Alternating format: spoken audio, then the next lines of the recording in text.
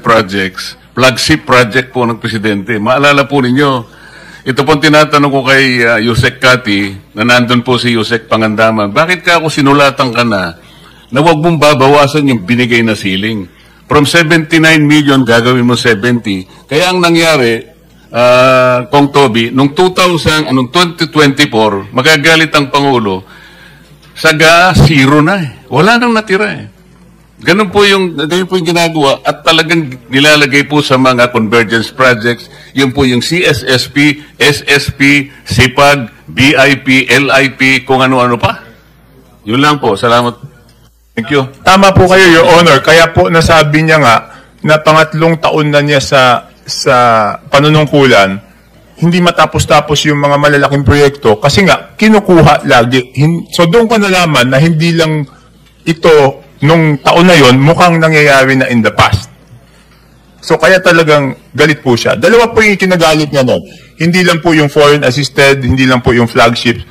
Ang sabi niya po sa akin, anong pinagagawa ng mga kasamahan mo nung pinakita ko na hindi po match yung proponent tsaka yung district.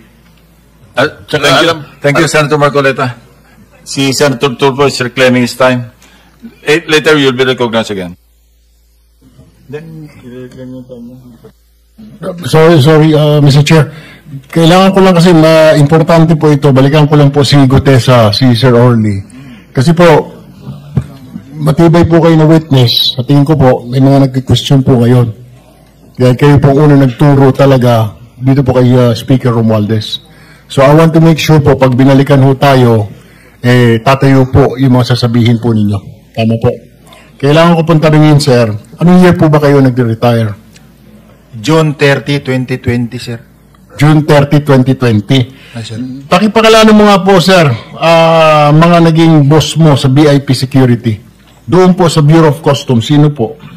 Nung Your Honor, sa Bureau of Customs 2011 to 2013, Commissioner Rafi Biason. Si Rafi Biason, opo. Yes, alright. Pagkatapos po noon, saan po kayo napunta? Pagkakaalala ko, Your Honor, is napunta ako kay Vice President Gigi Marbinay. Okay. Pagkatapos po noon, sa PCOO naman, anong year po kayo doon? Noong 2016, napunta naman ako kay Secretary Martin Andanar, Your Honor. Okay. Kay Secretary Martin Andanar. Yes, Your Alright. Honor. After po noon, saan po kayo?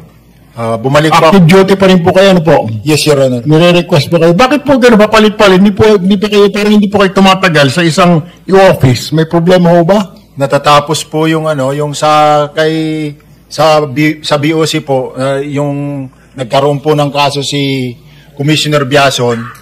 So, doon po kami naghiwalay-hiwalay.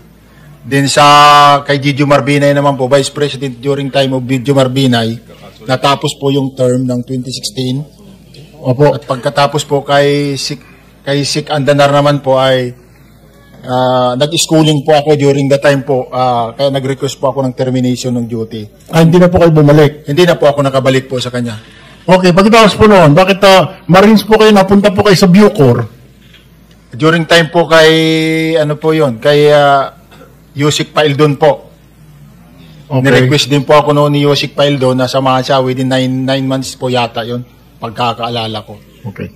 Tandaan niyo po yung mga sagot po ninyo, kasi baka ma-cross-examine po kayo in the future, matibay po sa tingin ko po, nagsasabi naman po kayo ng totoo. Siguraduhin lang po ninyo na hindi po nabago yan. Ano po? Kasi hindi po ninyo naisama sa inyong affidavit. Ano po? Yes, Your Honor. Maraming salamat po. Mr. Chair, that's all. I will So, we'll... Mr. Chairman, go ahead. kunti lang, kahit dagdag lang doon. Ano ka, mandatory retirement ka? Optional retirement, sir, Your Honor. What age ka nag-retire? 42, Your Honor. 42. Bakit ka nag-early retirement? Dahil based po dun sa nangyayari po sa IEP dahil nagkahigpitan na po. Tapos may mga offer na po sa akin na nung nakapagtapos po kasi ako ng pag-aaral doon sa Ilagan City, nakakuha po ako ng opportunity during the time. Okay, basta Senator retirement. Bato. Thank you. Nakatatlo ka na. Si Senator JB, balik sa'yo. Siguro, last point na lang kay Congressman Tiangco, yung po tungkol sa Mr. Chair, dahil importante ito yung pong priority programs and foreign assisted fund na yung pagkakalagay sa unprogrammed appropriations, very, very controversial. Ang nangyari po daw tayo, ko siguro i-confirm ni Congressman Tiangco, sabi daw ng APRO chair nun, ilagay na natin yung foreign assisted at priority programs sa unprogrammed, total, sigurado naman yan na popondohan. Kaya ilalagay na lang yung aming mga projects o listing sa program appropriations. Yan ba yan? Pwedeng maging totoo, Congressman Tiangco? Yes, it seems to be that way, no? Kasi pinagpalit ibig sabihin dapat secured yung pondo po dapat nandun tayo sa regular, tapos linipat po nila sa unprogrammed, and then yung mga insertions, yun po yung linagay po nila doon sa program. So ganun po yung nangyari doon. Ano markasyan sa Mr. Chair? You're done. So next in line is Senator Bam Aquino. Yeah, magandang araw for Congressman Tiangco. So yung tinatawag po na FLR, that's for late release, di ba? Yun lang po yung ginamit na term doon sa insertions. Ibig sabihin, hanggat hindi napapag-aralan mabuti, i-hold yung lahat. Okay. Lahat ng insertions. And hinold siya based on the proponent, hindi siya hinold based on the project. So for example, nung nakita na may mga flood control, hinold rin po ba yung mga flood control doon? In FLR rin yung flood control? Di po, ganito po yun. Ang in FLR is the whole insertion. Okay? So, siyempre, ako po ang magpe-present, di ba po? So, hindi ko naman masasabi kung kalokohan yung project o hindi po kalokohan. Pero para sa akin, pag hindi po pareho yung proponent at yung district, Yun yung imposible para sa akin, talagang red flag, ibig sabihin, hindi na pwede yun. So yun po yung recommendation ninyo. That's the basis of your recommendation to the President. That was my presentation, na parang pag hindi pareho yung proponent at yung district congressman, pag pinagtapat-tapat, lalo na kung district congressman siya, para sa akin, kalokohan na talaga. Suspect.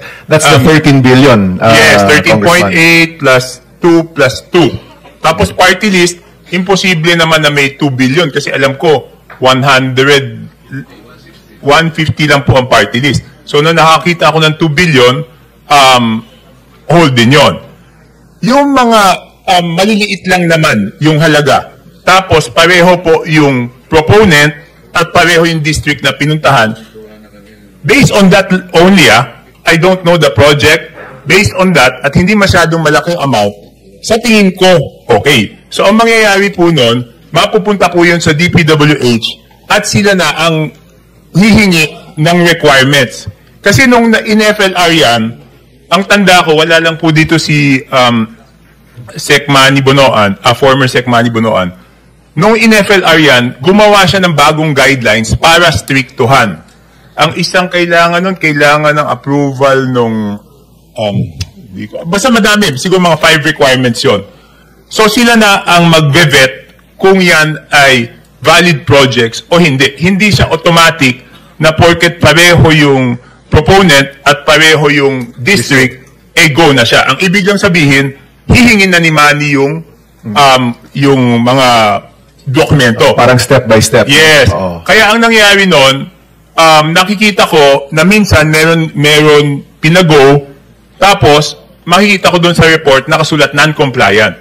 Ibig sabihin pala, hindi maibigay yung mga requirements na hiningi ng DPWH. Kaya yung 18 na yan, hindi magmamatch doon sa naka-FLR pa sa DPWH kasi pagkatapos nasabihin na mukhang okay to, hihingan nila ng requirements. Hinigpitan nila yan Dahil nga medyo may duda na, nagdagdag sila ng requirements at nakakita ako ng non-compliant. Kasi minsan, sa akin nagpa-follow up yung congressman, so ang gagawin ko, babalik ako sa DPWH, ano nangyari dito, kala ko okay, sabihin niya, hindi, non-compliant. Binabalik ko doon sa kung ano yung kulang na requirements. That's clear, Congressman. My question is, since ang hearing ho natin tungkol sa flood control, nagkaroon ho ba kayo ng analysis about flood control, the type of projects na nandoon sa insertions ho natin. Ay, okay. Mabuti po na tanong yan. Napag-usapan yan in one meeting. Sinasabi nila na mukhang ano ba, high profit yung ginamit na term doon sa flood control. Ako naman, so pinag-uusapan namin, anong gagawin moving forward? Ang sabi ko, kasi nung dumating si Sec Manny Bonoan dyan, pinahinto niya kaagad yung rock netting tsaka yung slope protection. Pinagbawal niya yung dredging. Tapos, pinag-uusapan na for the 2026 budget, anong gagawin doon sa flood control. Ang sabi ko is, ang dapat ayusin is yung DUPA, yung Detailed Unit Price Analysis. Because assuming i-ban natin totally yung flood control, pero yung DUPA hindi po naayos, hahanap lang sila ng ibang project na pagkakakitaan po nila ulit. Number one yan. And number two, this one, I can say now, ang sabi ko, pag hindi nahinto yung bentahan ng project, hahanap lang ng ibang project na pwedeng ibenta.